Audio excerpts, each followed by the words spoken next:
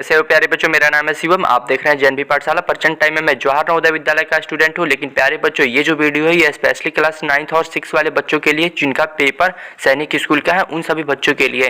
क्योंकि सैनिक स्कूल से रिलेटेड हमारे चैनल पे कुछ दिनों से वीडियो नहीं आ रही थी, लेकिन आप लोग का एग्जाम काफी पास आ गया है, इसलिए हमने इंपॉर्टेंट क्वेश्चन की सीरीज आप लोग के लिए शुरू कर दी है। मतलब इसमें जितने मोस्ट इंपॉर्टेंट क्वेश्चन है ये सभी प्रीवियस ईयर से लिए गए हैं, और कुछ जो है जो दूसरे टाइप के कॉम्पिटेटिव एग्जाम होते हैं उनसे लिए गए हैं, ताकि आपको सभी इंपॉर्टेंट क्वेश्चन बता दिया जाए। तो इस वीडियो को आप एंजॉय कीजिए, स्टडी कीजिए, और कोई भी प्रॉब्लम होता है तो आप नीचे कमेंट कीजिए, और जेएनवी पाठशाला पे नए हैं तो सब्सक्राइब कर लीजिए। तो चलिए वीडियो को अब हम शुरू करते हैं। और क्वेश्चंस को सॉल्व करने से पहले आप थोड़ा सा एक रूल समझ लो। इस गेम का रूल यही है कि आपको हर एक क्वेश्चंस को सॉल्व करने के लिए 5 सेकंड मिलेंगे। अगर आपको ज्यादा टाइम चाहिए तो आप वीडियो को पॉज कर सकते हैं, यानी रोक सकते हैं। तो अब क्वेश्चंस को हम अपने शुरू करते हैं। तो ये रहा फर्स्ट क्वेश्चन आपके स्क्रीन पे। इसको सॉल्व करने के लिए आपका टाइम स्टार्ट होता है अब।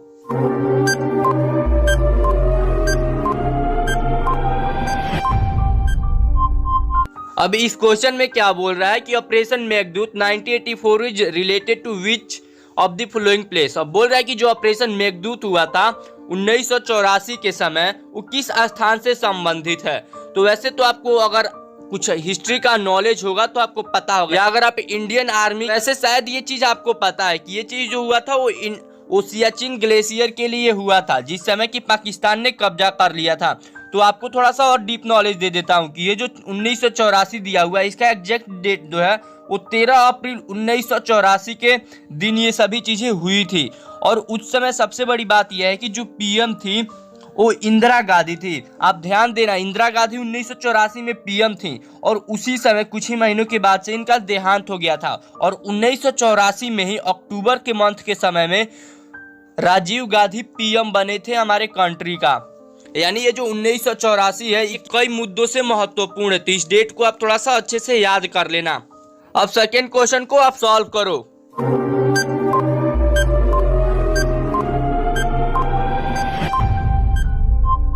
इस क्वेश्चन में बोल रहा है which Indian company manufactures K9 Vajra T howitzer in India. ये बोल रहा है कि एक वेपन का नाम है, यानी ये गन का नाम है, एक प्रकार का जो एडवांस लेवल पे काम करता है। तो ये बोल रहा है कि ये कौन सी कंपनी इंडिया में बनाती है इन ऑप्शनों में से। तो शायद ये आपको नहीं पता हो, तो मैं आपको बता देता हूँ कि ये बनाती है लॉर्सन एंड ट्यूब्रो कंपनी। ये जो लॉर्सन एंड ट्यूब्रो कंपनी है ये महाराष्ट्र में है, यही इस वेपन को बनाती है, जो कि मतलब आर्मी मिलिट्री के वर्क में लाया जाता है। और मैंने आपको बताया था कि जो सैनिक स्कूल में ज्यादातर क्वेश्चंस आते हैं वो डिफेंस सेक्टर से आता है, इसलिए मैंने जितने भी क्वेश्चंस बनाए हैं अप्रोक्स सभी के सभी डिफेंस सेक्टर से ही बनाए हैं। ये आपके लिए काफी बड़ी बात है, आप अच्छे से इसकी प्रैक्टिस कर लो ताकि आप एग्जाम में क्वालिफाई हो सको। अब नेक्स्ट क्वेश्चन को आप सॉल्व करो।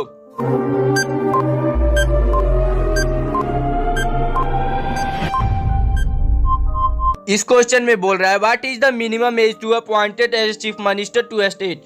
एक स्टेट के मुख्यमंत्री बनने के लिए, एक राज्य का मुख्यमंत्री नियुक्त करने के लिए जो न्यूनतम आयु होनी चाहिए वो कितनी एज की होनी चाहिए। तो वैसे मैं आपको बता दूं कि जो न्यूनतम एज है वो 25 ईयर्स है। यानी जो भी बंदा 25 ईयर्स का है और वो भारत का नागरिकता उसको प्राप्त है, नेशनलिटी, उसके बाद से वो किसी एक जगह से अगर एमएलए है तो चाहे तो बन सकता है। और ये सीएम के ऊपर एक काफी अच्छी मूवी भी है, सीएम भरत, महेश बाबू की है, साउथ में, आप चाहो तो देख भी सकते हो। वहां पे सीएम के कैरेक्टर को काफी अच्छे रूप से दिखाया गया है। अब नेक्स्ट क्वेश्चन को आप सॉल्व करो। ये क्वेश्चन थोड़ा सा कॉम्प्लिकेटेड है, मैं आपको आगे समझाऊंगा।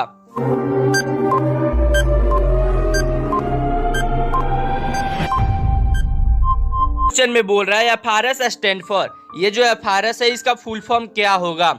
लेकिन अगर ना आपने FRS का फुल फॉर्म गूगल पे सर्च किया है तो बहुत अलग अलग तरीके से आ जाता है, तो इसलिए यहाँ पे गूगल से नहीं अपने ऑप्शंस पे इसको बनाना है। यहाँ पे आप देख सकते हो कि ये जितने भी 3 ऑप्शंस दिए हैं ये तीनों में FRS हो रहा है, यानी इसका एक्चुअल अब मीनिंग क्या होगा जो राइट है इन तीनों ऑप्शनों में से।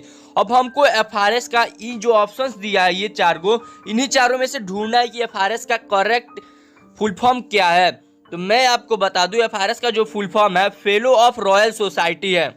अब फेलो ऑफ रॉयल सोसाइटी के बारे में मैं थोड़ा सा आपको डीप नॉलेज देता हूं। ये फेलो ऑफ रॉयल सोसाइटी जो है ये एक अवार्ड है जो लंदन के जजों के द्वारा दिया जाता है। लेकिन किन लोगों को दिया जाता है, जो मैथ के फील्ड में या टेक्नोलॉजी के फील्ड में या साइंस के फील्ड में कुछ भी नया इनोवेशन करते हैं उन्हीं लोगों को लंदन के जजों के द्वारा ये fellow of royal society award दिया जाता है। अब नेक्स्ट क्वेश्चन को आप सॉल्व करो। ये देखने में जितना इजी है उतना है नहीं।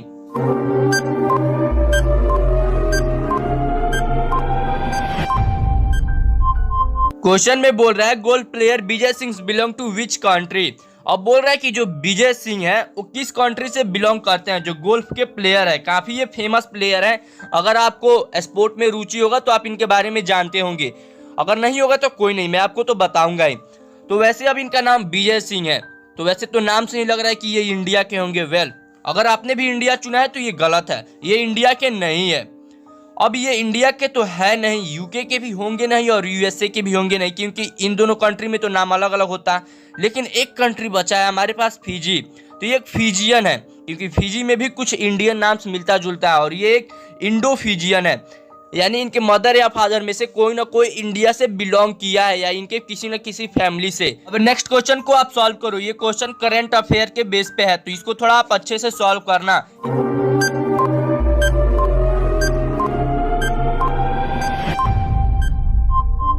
क्वेश्चन में बोल रहा है which insurance policy is launched to cover the hospitalisation expansion to कोविड-19 पेशेंट। अब बोल रहा है कि कोविड-19 के जो रोगी हैं, जो अस्पताल में खर्चा होता है, उनको कवर करने के लिए कौन सी बीमा पॉलिसी शुरू की गई थी। यहाँ पे देखिए, यहाँ पे 4 ऑप्शंस दिया है, तो इसमें से ये तीनों नहीं होगा। ये LIC जीवन सरल भी नहीं होगा, जीवन सरल भी नहीं होगा और जीवन आनंद भी नहीं होगा, क्योंकि ये LIC जो जीवन सरल है और जीवन सरल है, ये दोनों एक ही चीज है, बस आपको थोड़ा सा घुमा करके दे दिया। और LIC जीवन आनंद भी नहीं होगा। और यहाँ पे बात भी किया जा रहा है अस्पताल से रिलेटेड। अगर आपने न्यूज देखा होगा तो आपको पता होगा ये आरोग्य संजीवनी बीमा पॉलिसी को शुरू किया गया था। अब नेक्स्ट क्वेश्चन को आप सॉल्व करो। ये क्वेश्चन काफी ही कॉमन क्वेश्चन है, हर एक एंट्रेंस एग्जाम में लगभग पूछ ही देता है बड़े बड़े।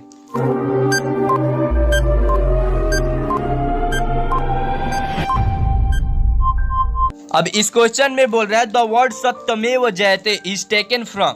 अब बोल रहा है कि जो सत्यमेव जयते शब्द है वो कहाँ से लिया गया है। यहाँ पे हमारे पास ऑप्शंस दिया हुआ है।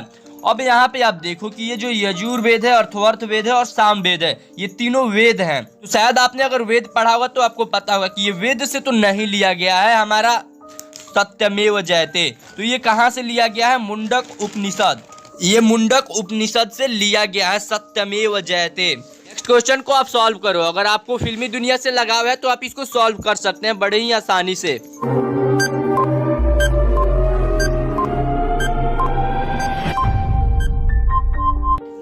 Which movie is to be the first Bollywood film to go to the plastic free? Plastic मुक्त होने वाली पहली बॉलीवुड फिल्म कौन सी है? इन 4 ऑप्शनों में से आपको बताना है।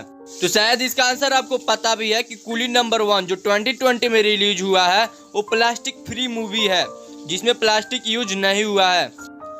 तो आपका कितना नंबर आया नीचे कमेंट करना, और कौन सा क्वेश्चन आपको नहीं आ रहा था ये भी नीचे कमेंट कर देना। और इस वीडियो को अपने दोस्तों के साथ शेयर करो और वीडियो को लाइक कर लो ताकि आप फिर से रिवीजन कर सको। उम्मीद है मेरे प्यारे दोस्तों कि मैंने आपके सभी डाउट्स को क्लियर करने की कोशिश की है। अगर इसके बाद भी आपको कोई भी डाउट आता है तो आप नीचे कमेंट कीजिएगा, मैं कोशिश करूंगा कि उसको आंसर कर सकूं। और साथ ही साथ अगर ये वीडियो आपको पसंद आया हो तो इस वीडियो को लाइक कीजिएगा और अपने सभी दोस्तों के पास इसको शेयर कीजिएगा ताकि उनके पास भी ये नॉलेज पहुंच सके। और अगर अभी तक आपने JNB पाठशाला को सब्सक्राइब नहीं किया तो JNB पाठशाला को जरूर से जरूर सब्सक्राइब कीजिए। मिलते हैं अगले वीडियो में, तब तक के लिए जय हिंद, जय नवोदय।